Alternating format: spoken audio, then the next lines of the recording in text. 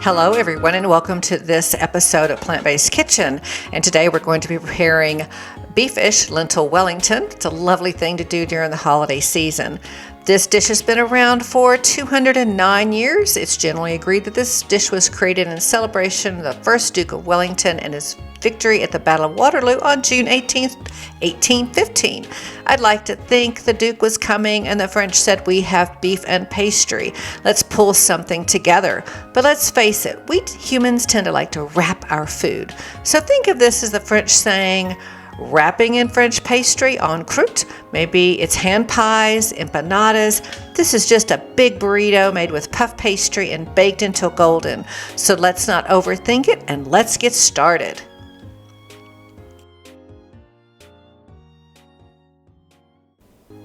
So let's break this dish down and learn a new technique. Basically, you're going to be creating a mirepoix and then the filling. And then you're going to bind it with bechamel. You're going to fill your puff pastry and wrap it. You're going to coat it, bake it, and serve it. As with many dishes, you need a bechamel. So bechamel is basically a white sauce made with equal parts vegan butter and flour.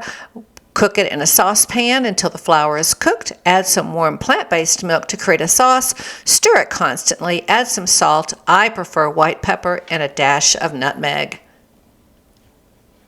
If you have watched the Spanish cottage pie video, you'll see there are some similarities. We're going to make a mirepoix of onions, garlic, carrots, celery. Mushrooms are optional, but I personally like the added umami. Again, if you don't have them, you don't have to. At a minimum, onions, garlic, and carrots. Now we're going to use our legumes of choice. Really think of leftovers or combining flavors and textures.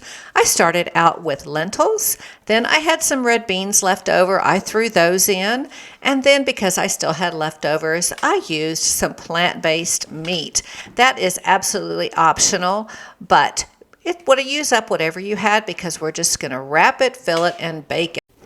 Add in a half to 1 cup of not beef broth, mash just a little bit, and now the fun begins. We're going to add some bechamel, and then we're going to taste. So some options you might have as it's simmering is to add a dash of kitchen bouquet, maybe a teaspoon of porcini powder, maybe a dash of magi, or a half a teaspoon of marmite, just to give it some umami, just depending on what your flavor profiles and your taste buds want.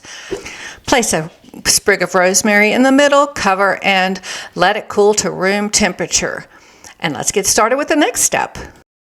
Unroll your thawed puff pastry onto some parchment paper.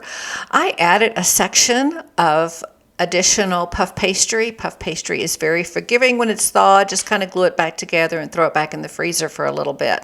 I just had more filling and I had more company, so I just made a little bit bigger one. Here's a quick tip. Use your parchment paper to help fold your Wellington into thirds. So you'll fold it over like an envelope one way, then take your parchment paper and fold it into the other third until it looks something like this.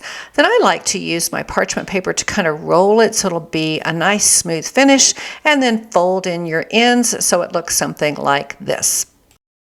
Not shown, but I like to baste with a favorite mixture of 1 tablespoon each of vegan butter, plant-based milk, and dark corn syrup or molasses. Mix it all together and baste, and it will make a lovely finishing color for your Wellington.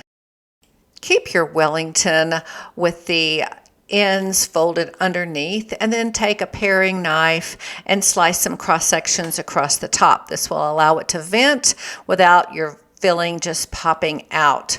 And you don't want your Wellington to explode. You want it to wind up looking something like this after you bake it at 400 degrees and your internal temperature is around 165. You can use a thermometer in between those little slits to test your temperature so you don't have to cut into the lovely pastry. These are my sauce ingredients. I use vegan butter, not beef broth, porcini broth or powder, a dash of soy sauce, some gravy master, a tablespoon of bechamel, and a tablespoon of tapioca starch slurry. And I have found this gives it a nice glossy finish. Melt your butter in a pan, add the gravy master, add your bechamel, your soy sauce, all the ingredients, and just let it simmer away until it's nice and thick and the consistency that you want. It's important that you have let your Wellington sit for a while at room temperature before you cut.